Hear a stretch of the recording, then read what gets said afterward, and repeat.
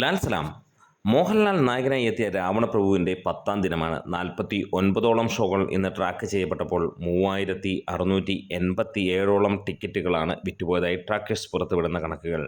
6,80,000-ന് മുകളിലുള്ള കളക്ഷൻ ഇന്ന് സിനിമയ്ക്ക് നേടാൻ കഴിഞ്ഞു. അതും 33% ഒക്യുപ്പൻസിയിൽ. ഇന്നലെ ശനിയാഴ്ച 44 ഷോകളിൽ നിന്ന് 2,667 ടിക്കറ്റുകൾ വിറ്റുപോയപ്പോൾ 4,55,921 രൂപയാണ് ഗ്രോസായി സിനിമയ്ക്ക് ട്രാക്കിങ്ങിലൂടെ ലഭിച്ചത്. 26%. അതായത് ഇന്ന് ഞായറാഴ്ച ശനിയാഴ്ചയിൽ നിന്ന് 1000 ടിക്കറ്റുകൾ കൂടുതൽ വിൽക്കുന്ന ഒരു കാഴ്ച നമുക്ക് കാണാൻ കഴിയുന്നു. റീ റിലീസ് രാജാവായി മാറിയിരിക്കുകയാണ് മോഹൻലാലിൻ്റെ 5 ചിത്രങ്ങളാണ് ഗംഭീരമായിട്ട് ഞെരുപ്പനായിട്ടുള്ള വെമ്പൻ സംഭവമായി മാറിയിരിക്കുന്നത്. കേരള ബോക്സ് ഓഫീസിൽ നിന്ന് 3.5 കോടിയിലേക്ക് ഈ ഒരു സിനിമ അടുത്തുകൊണ്ടിരിക്കുകയാണ്. 3,35,00,000 രൂപയ്ക്കടുത്തേക്കാണ് സിനിമയുടെ കളക്ഷൻ ഇന്ന് കഴിയുമ്പോൾ എത്താൻ പോകുന്നത്. വേൾഡ് വൈഡായിട്ട് 4.25 കോടിയോളമാണ് രാവണപ്രഭു നേടിയിരിക്കുന്നത്.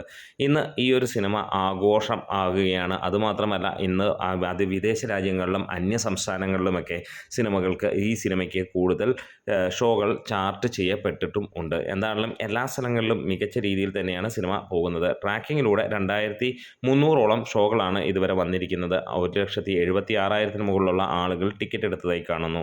എന്തായാലും 2 ലക്ഷം ടിക്കറ്റുകൾ വിറ്റുപോകുമ്പോൾ അതിൻ്റെ ഒരു പോസ്റ്ററുമായി ആശീർവാദ് സിനിമാസ് എത്തുമെന്നുള്ളതാണ്. ലാലേട്ടൻ്റെ മാജിക്കാണ് ഈ ഒരു സിനിമ എന്നുള്ളത് എല്ലാവർക്കും അറിയാം. ഒപ്പം ലാലേട്ടൻ ആരാധകരുടെ അഴിഞ്ഞാട്ടം കൂടിയാകുമ്പോൾ ഇന്ന് തിയേറ്റർ ശോകമായി കിടക്കുന്ന ഒരു 5-6 വർഷങ്ങളായിട്ട് കിടക്കുന്ന തിയേറ്ററിനെ പുത്തൻ ഉണർവ് നൽകി മുന്നോട്ട് കൊണ്ടുപോകുന്നു മോഹൻലാൽ എന്നും പറയാം. എന്തായാലും നിങ്ങൾ ഈ സിനിമ കണ്ടില്ലെങ്കിൽ തീർച്ചയായും തിയേറ്ററിൽ പോകാം. അവിടെ നിങ്ങൾക്ക് 2-2.5 മണിക്കൂർ സന്തോഷിച്ച് ആർമാദിക്കാൻ കഴിയുന്നതാണ്. മരണ വീട്ടിലിരിക്കുന്ന പോലെയുള്ള ഇരിപ്പല്ല തിയേറ്ററിൽ ഇരിക്കുന്നത്, ആഘോഷിക്കുകയാണ് ജനങ്ങൾ എന്നുള്ളത്. അപ്പോൾ കാത്തിരിക്കാം.